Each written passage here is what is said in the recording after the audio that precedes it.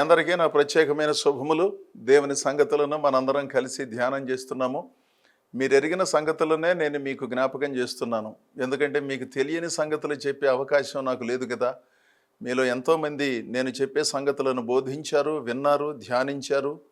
పరిశుద్ధాత్ముడు మీకెన్నో ఆలోచనలను ఈ వాక్యాల ద్వారా అనుగ్రహించాడు. అయినా మరోసారి మీరెరిగిన సంగతిని విని అందులో దేవుడు మనకు జ్ఞాపకం చేసే వాటిని తెలుసుకుని అనుసరించటానికి ఆ దేవుని సహాయాన్ని కోరదాం.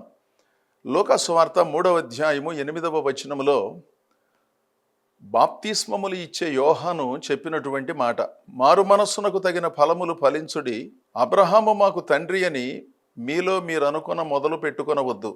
దేవుడు ఈ రాళ్ల వలన అబ్రహామునకు పిల్లలు పుట్టింపగలడని మీతో చెప్పుచున్నాను. ఇక్కడ బాప్తిస్మములు ఇచ్చే యోహాను పరిసయ్యులను ఉద్దేశించి, మేము అబ్రహాము సంతానమండి, అబ్రహాము మా పితరుడు, అంటే మాకు మూలపురుషుడు, ఆయన ద్వారా అభివృద్ధి చెందిన సంతానం మేము, ఆయనలో ఉన్న విశ్వాసము మాకు కూడా సంక్రమిస్తుంది, మేము ఎలా బ్రతికినప్పటికీ, మేము ఎలా వ్యవహరించినప్పటికీ మా మూలపురుషుడైన అబ్రహాములో ఉన్న గొప్ప విశ్వాసము ఆయన సంతానముగా పుట్టుకొచ్చిన మమ్ములను ఉద్ధరిస్తుంది అనే భావనలో వాళ్ళు బ్రతికేస్తున్నారన్నమాట. అంటే కొంతమంది తెలిసి కానీ తెలియక కానీ అనవసరమైన అపోహలలో జీవిస్తూ ఉంటారు. తల్లిదండ్రులు కావచ్చు, తాత ముత్తవులు కావచ్చు, వారి తల్లిదండ్రులు కావచ్చు, వాళ్ళు గొప్ప భక్తులు, గొప్ప ప్రార్థనలు చేసిన వాళ్ళు, తిరుగులేదు. వాళ్లకు దేవుని అనుగ్రహము ఎంతో మెండుగా ఉన్నమాట నిజం. వాళ్ళ సంతానముగా పుట్టుకొచ్చినందున దేవుడు వారిని భౌతికంగా ఆశీర్వదిస్తే వారు కట్టిన ఇళ్ళు వాకిళ్లలో వాళ్ళ సంతానము నివసించే అవకాశం ఉన్నది. అంతవరకు సహజంగా జరిగే సంగతే కానీ ఆధ్యాత్మిక వారసత్వాన్ని సంపాదించుకోవాలి అంటే దానికి అనుగుణమైన భక్తి విశ్వాసాలు, వినయము, పద్ధతి, అణుకువ ఉండటం చాలా ప్రాముఖ్యమండి. ఆర్థిక వారసత్వం వారి కుటుంబాలలో పుట్టిన పిల్లలకు అనుగ్రహించబడుతుంది. ఆ సంగతి మనందరికీ తెలిసిందే. కానీ ఆధ్యాత్మిక వారసత్వం అంటూ ఏమీ లేదు. ఒకవేళ తల్లిదండ్రుల ప్రభావము పిల్లల మీద ఉండొచ్చు, తప్పులేదు. కానీ ఎవరి విమోచన వారిదే, ఎవరి పాపక్షమాపణ వారిదే, ఎవరి భక్తి వారిదే, ఎవరి ప్రార్థన వారిదే, ఎవరి పవిత్రత వారిదే. వారసత్వంగా ఈ భక్తి జీవితం వచ్చేదేమీ లేదు. కాకపోతే భక్తిలో ఉన్న కొన్ని సంగతులు తల్లిదండ్రులు పిల్లలకు నేర్పించే అవకాశం ఉన్నది. వాళ్ళ ప్రభావము వారి సంతానము పైన ఎక్కువగా ఉండే అవకాశం ఉన్నమాట నిజం, దాన్ని కాదనలేం. కానీ తల్లిదండ్రుల ఆ విమోచనానుభవము పిల్లలను విమోచిస్తుందని మనం భావించలేంగా. తల్లిదండ్రులు, తాతముత్తవులు పాపక్షమాపణ పొందారు అంటే ఆ తర్వాత పుట్టుకొచ్చిన మనవళ్ళు, మనమరాండ్రు, వాళ్లకు ఆ విమోచన రాదు కదా. వీళ్ళు కూడా ప్రభు సన్నిధిలో తమ దోషములను ఒప్పుకొని పశ్చాత్తాపముతో విడిచిపెట్టవలసిన దైవ విరుద్ధమైన సంగతులను విడిచిపెట్టి చేపట్టవలసిన వాటిని చేపట్టి వాటిని అనుసరించి జీవించినప్పుడు కదా దేవుని ద్వారా విమోచన సంక్రమించేది. ఆర్థిక వారసత్వం ఉన్నది కానీ భక్తి వారసత్వం మనం ఆలోచన చేస్తే అర్థమవుతుంది. వాళ్ళ ప్రభావము పిల్లల మీద ఉన్నమాట నిజమే. కానీ వాళ్ళు గొప్ప భక్తులైనందున పిల్లలు ఎలా ఉన్నప్పటికీ వాళ్ళ విశ్వాసము, వాళ్ళ ప్రార్థన, వాళ్ళ మంచితనం వీళ్ళను విమోచిస్తుందని మనం ఏ విధంగానూ అనుకోలేమో. ఆ సంగతి మీ అందరికీ తెలుసు కదా. అదే సంగతిని ఇక్కడ బాప్తిస్మములు ఇచ్చే సేవలు అందించిన యోహాను పరిసయ్యులను ఉద్దేశించి మాట్లాడుతున్నాడు. అబ్రహాము మాకు తండ్రి, మాకు మూలపురుషుడు, ఆయన అసలు తిరుగులేని విశ్వాసం కలిగిన వాడు, ఆ సంతానములో పుట్టుకొచ్చిన మాకు కూడా ఆ విశ్వాసము సంక్రమిస్తుంది కనుక మేము ఎలా ఉన్నా పర్వాలేదు, ఎలా మాట్లాడినా పర్వాలేదు, ఎలా భక్తి చేసినా పర్వాలేదు, సంవత్సరానికి ఒకసారో 2 సార్లు గుర్తొచ్చినప్పుడు ప్రార్థనా మందిరానికి వెళ్తే సరిపోతుంది, పుట్టినరోజు అప్పుడు, పెళ్లి రోజు అప్పుడు, లేదా మిగిలిన ఏదైనా ప్రత్యేకమైన రోజున దైవదాసులతో ప్రార్థన చేయించుకుంటే సరిపోతుంది, కొద్దిగా కానుక సమర్పించుకుంటే సరిపోతుంది, మన దురభ్యాసాలను మానవలసిన పని లేదు, మన పద్ధతులను మార్చుకోవలసిన పని లేదు. ఎప్పుడైనా ఎవరైనా మాట్లాడితే మా కుటుంబం ఫలానా అండి, మా వాళ్ళు ఫలానా అని చెప్పుకుని కొంత గౌరవ మర్యాదలు పొందే అవకాశం ఉంది, చాలు. ఎందుకంటే వాళ్ళ ద్వారా వచ్చిన భౌతిక ఆశీర్వాదాలు మేము అనుభవిస్తున్నాము. ఇళ్ళు వాకిళ్ళు వస్తువులు వాహనాలు సమృద్ధిగా ఉన్నాయి. ఎందుకంటే దేవుడు వాళ్ళను దీవించాడు భౌతికంగాను. వారి పిల్లలుగా పుట్టుకొచ్చిన మేము అందుకు అర్హులము. అవి కొంతవరకు నిజమే, కానీ ఆత్మ సంబంధమైన సంగతులలో అలాంటి భావనలు కలిగిన వాళ్ళు ఎక్కడున్నారండి? ఒకసారి ఆలోచించాలి. నేనేదో చెబుతున్నానని కాదు, ఆలోచిస్తే ఆలోచనలు వస్తాయి. ఏ సంగతిని గురించి ఆలోచిస్తే ఆ సంగతిని గురించిన ఆలోచనలు వస్తాయి. మంచి ఆలోచనలు చేస్తే మంచి తలంపులతో దేవుడు మనలను నడిపిస్తాడు. పనికిరాని ఆలోచనలు అనుకోండి, ఈర్ష్యతో కూడిన ఆలోచనలు అనుకోండి, అసూయతోనూ గర్వంతోనూ నిర్లక్ష్యంతోనూ తమను తాము హెచ్చించుకునే ధోరణిలో ఆలోచించారనుకోండి, అవే ఆలోచనలు వచ్చి అనవసరమైన అదిరిపాటులో మనిషి బ్రతుకుతూ ఉంటాడు. అందుకని ఆలోచించడం ఒక అద్భుతమైన కళ. మనందరం అనుకుంటాం మాట్లాడటం గొప్ప కళ అండి అని. వీటిని గురించి చెప్పేవాళ్ళు చాలామంది ఉన్నారు. ఎలా మాట్లాడాలి, ఏ పదాలను ప్రయోగించాలి, ఎలాంటి పద్ధతులను అనుసరించి ప్రజలను ఆకట్టుకోవాలి, సభను ఆకట్టుకోవాలి, ఇలాంటి సంగతులను చెప్పేవాళ్ళు ఉన్నారు. కొన్ని పుస్తకాలు కూడా ఉన్నాయి. కానీ ఆలోచించటం నేర్చుకున్నవాడు మేధావండి. మన ఆలోచనలే మన మాటలు కదా. మన భావాలలో మనం ఎక్కడున్నామో మన మాటలు తెలియజేస్తాయి కదా. మన భక్తిలో ఉన్న నిబద్ధత ఏమిటో, మన క్రమశిక్షణ ఏమిటో, మన తెలివి తక్కువ స్థితి ఏమిటో మన మాటలు తెలియజేస్తాయి కదా. అందుకని ఆలోచించటం నేర్చుకున్నవాడు మేధావి. ఉన్నతమైన ఆలోచనలు, సమకాలీన పరిస్థితులను సరిగా అర్థం చేసుకోవటం, మన చుట్టూ ఉన్న వాళ్ళని అర్థం చేసుకోవటం, మన పైనున్న దేవునికి విధేయులమై ఉండటం, మన దగ్గర సేవలందిస్తూ ఉన్నవారికి ప్రేమను పంచటం, ఇలాంటి సంగతులలో చక్కగా ఆలోచన చేసేవారికి దేవుడు గొప్ప ఆలోచనలను ఇస్తాడు. ఆ ఆలోచనలే మాటలుగా మారతాయి. ఆ మాటలే క్రియలుగా మారి గొప్ప సేవ జరగటానికి అవకాశం ఉంటుంది. అందుకని నేను మాట్లాడటం నేర్చుకుంటున్నానండి, పాటలు పాడటం నేర్చుకుంటున్నానండి, ఇవన్నీ మంచిదే, నేర్చుకోండి. కానీ వాటికంటే ముందుగా ఆలోచించటం నేర్చుకోండి. కాస్త పరిశుద్ధమైన ఆలోచనలు, కుయుక్తితో కూడిన ఆలోచనలు కాదు, అసూయతో ఆలోచనలు కాదు, అహంకారంతో ఆలోచనలు కాదు. దేవుని బిడ్డగా, ఓ కుమారుడుగా, ఓ కుమార్తెగా, ఓ దైవ సేవకుడుగా, ఓ యువ దైవ సేవకుడుగా, ఒక విద్యార్థిగా మన పరిధిలో మనం ఆలోచించటం నేర్చుకుంటే అద్భుతమైన ప్రవర్తన వస్తుందండి. అనవసరమైన ఆలోచనలు, వయస్సుకు మించిన ఆలోచనలు, కొంతమంది కాస్త వయస్సు ఉన్నప్పటికీ వాళ్ళకంటే తక్కువ వయసులో ఉన్న వాళ్ళ చిన్న ఆలోచనలు వాళ్ళకుంటాయి. అందుకనే పెద్దవాళ్ళు చిన్న మాటలు మాట్లాడుతూ ఉంటారు. పెద్దవాళ్ళు చిన్న మాటలు మాట్లాడినా, చిన్నవాళ్ళు పెద్ద మాటలు మాట్లాడినా వినటానికి రోతగా ఉంటాయి కదా. ఎవరి స్థాయిలో వారు మాట్లాడాలి కదా.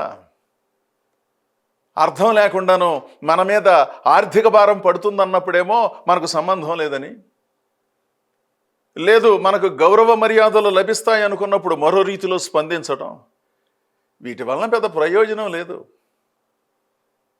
అబ్రహాము మాకు తండ్రి అని మీరు అనుకుంటున్నారు, దాని కాదని నేను అనట్లా. మీకెంత తండ్రో మాకు కూడా అంతే తండ్రి. అలాగని ఆయన విశ్వాసము మిమ్మల్ని రక్షిస్తుందా? మీరు ఇష్టం వచ్చినట్లుగా జీవించి మీకు తోచినట్లుగా వ్యవహారాలు చేస్తూ, అదేమంటే పగలంతా తప్పుడు పనులు చేసి రాత్రికి ఇంటికి వచ్చి, ప్రభువా ఈరోజు ఏమైనా తప్పు చేస్తే, తప్పు మాట్లాడితే క్షమించు నాయనా అని ప్రార్థన చేసే విచిత్రమైన భక్తులు ఉన్నారు. అసలు ప్రతిరోజు వీళ్ళు చేసేదే తప్పు, వీళ్ళు మాట్లాడేదే తప్పు, మా మాటల్లో తప్పులుంటే క్షమించు, ఉంటే క్షమించు. ఏనాడు మారు మనసు పొందిన పరిస్థితిలో వారు మాట్లాడుతూ వచ్చారు, పనులు చేస్తూ వచ్చారు. అందరూ కాదు, కొంతమంది. అర్థం లేని ప్రార్థనలు, అదొక విచిత్రమైన భక్తి.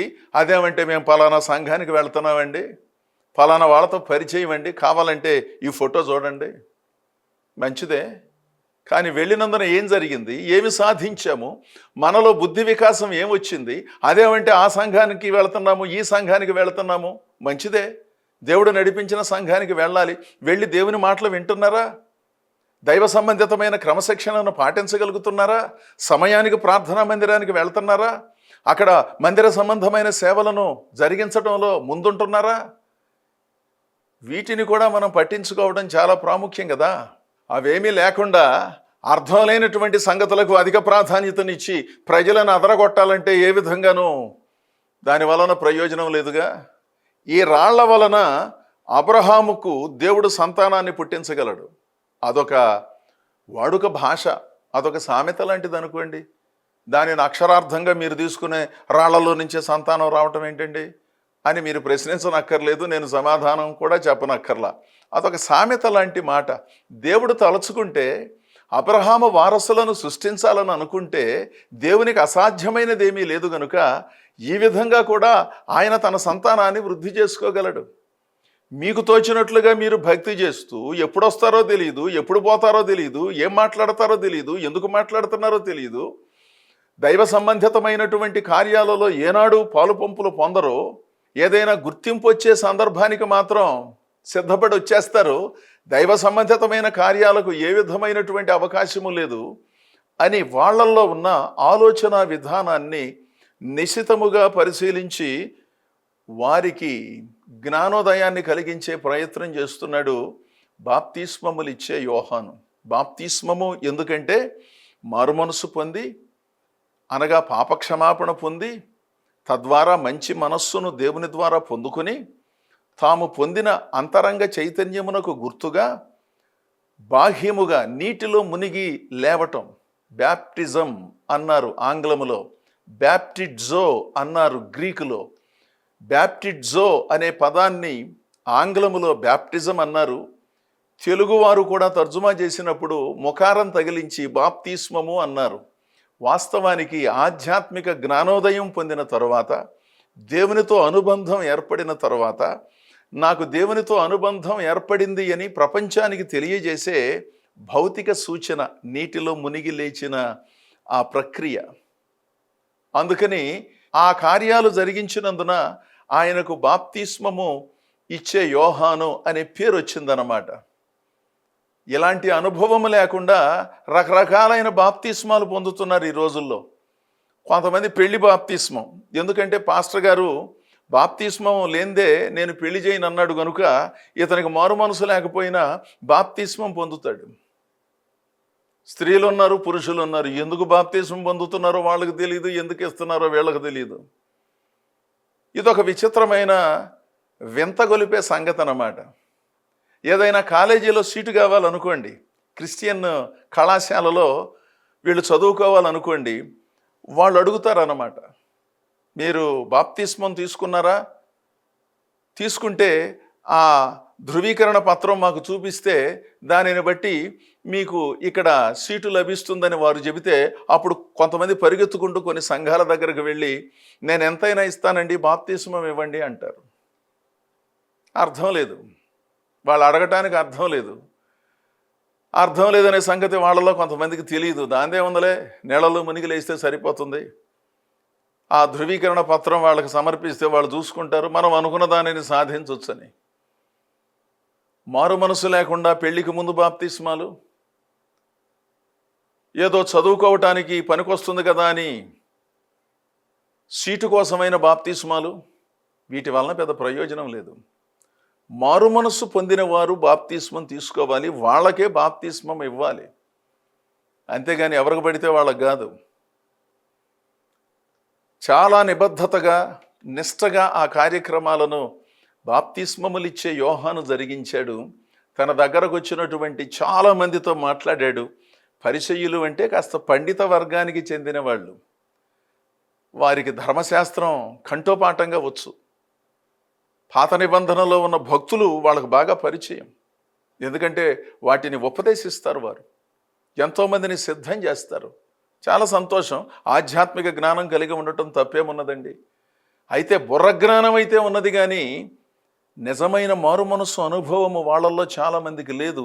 అలాంటి వారిని ఉద్దేశించి చెప్పాడు, అనవసరమైన సంగతులతో మిమ్ములను మీరు హెచ్చించుకుని, మాకు అబ్రహాము మూల పురుషుడు, దావీదు మాకు బాగా తెలుసు, మోషే ద్వారా మాకు ధర్మశాస్త్రం వచ్చింది, మేమంటే ఏమనుకుంటున్నారు అన్నట్టుగా బయలుదేరతారు కొంతమంది. ఏమీ అనుకోవట్లేదు, అనుకోవాలని కూడా అనుకోవట్లేదని చెప్పండి అట్లాంటి వాళ్ళతో. అనుకునేది ఏమీ లేదు.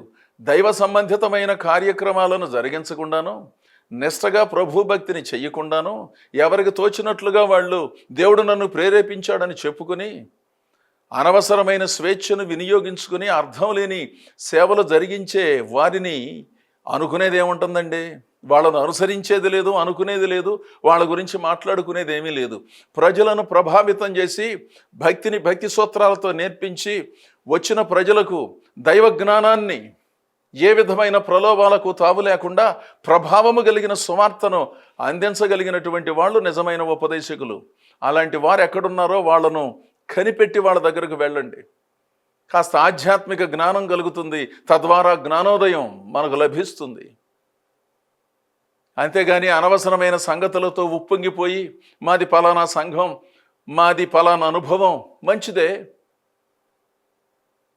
అబ్రహాము విశ్వాసులకు తండ్రి అనే మాట నిజం. మన విశ్వాసమే మనలను విమోచిస్తుందనే సంగతిని తెలుసుకోవటం అంతకంటే గొప్ప నిజం. దీనిని కూడా గుర్తించాలి. మనం వెళ్ళే సంఘాలు కానీ మనకు తెలిసిన దైవ సేవకుల విమోచన మనకు ఏ విధంగానూ ఆపాదించబడదు కదా. వారు చెప్పే బోధలను విని ఎవరికి వారు జీవితాలను సవరించుకున్నప్పుడే సాధ్యమవుతుంది. ఈ సంగతిని మనం గుర్తించాలి.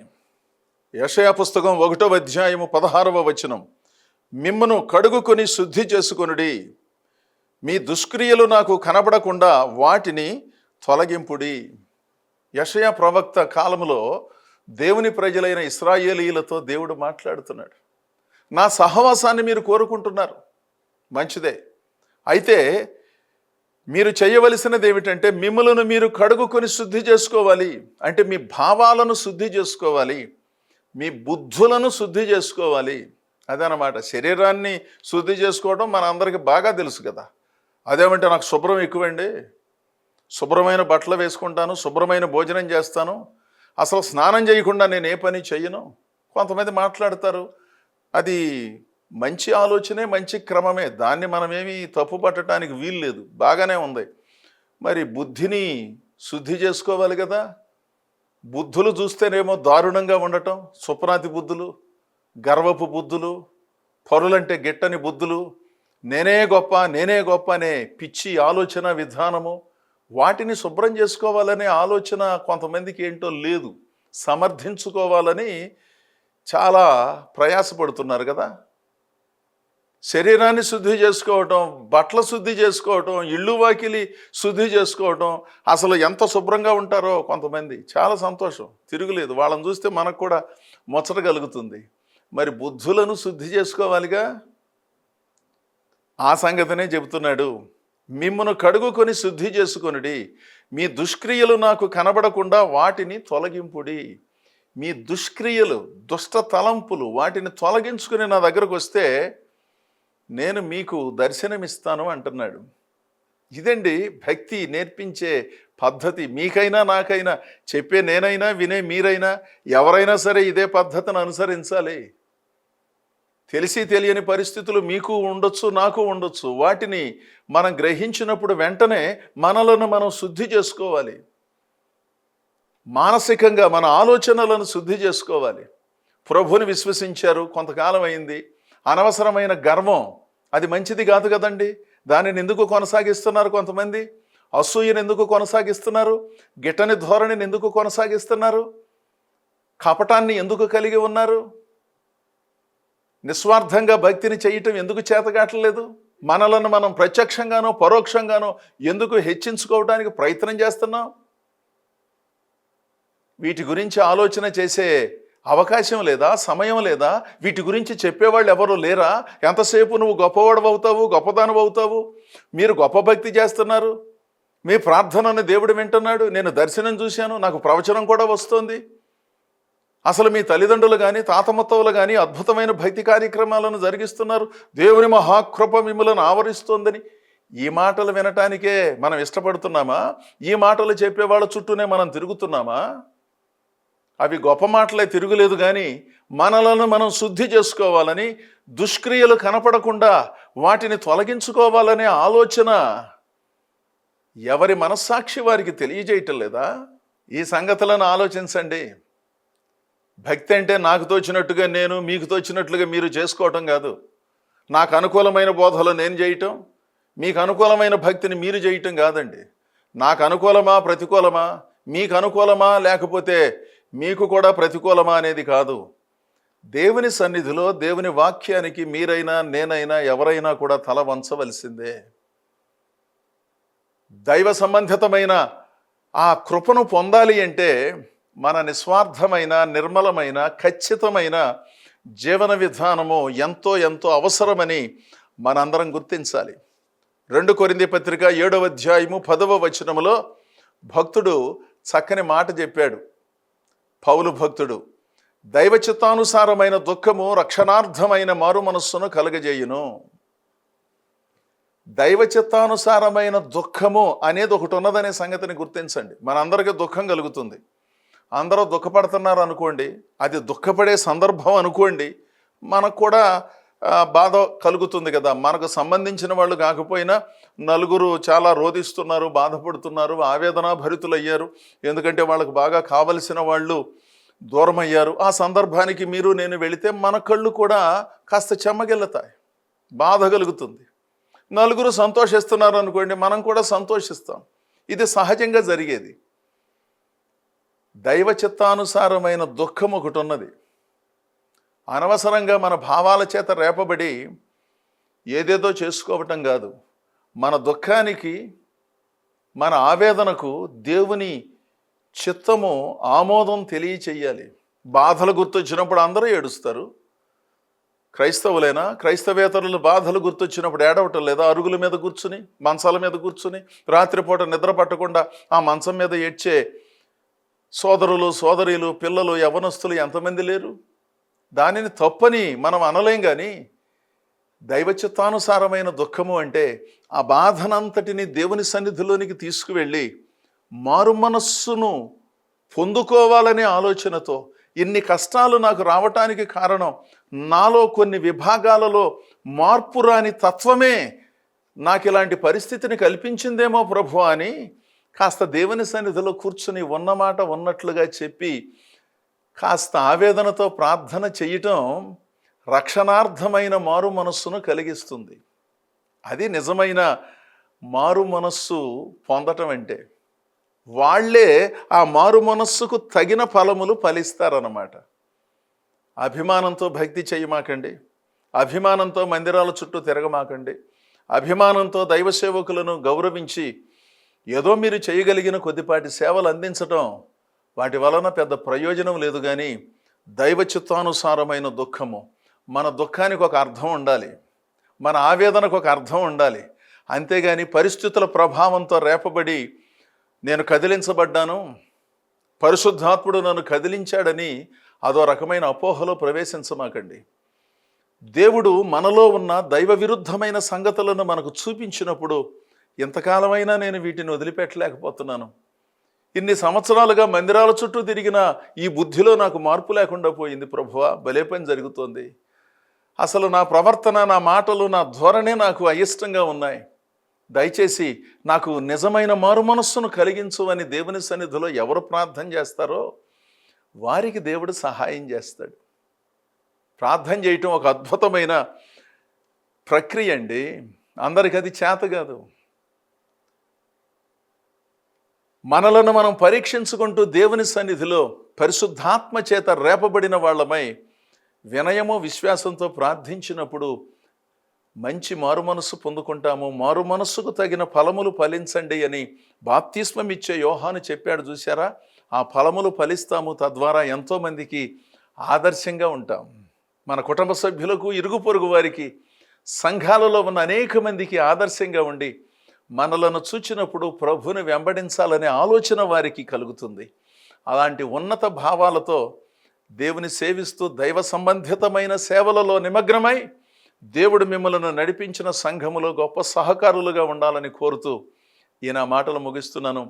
దేవుడు మిమ్మలను, మీ కుటుంబాలను బహుగా దీవించునుగాక. ఆమేన్.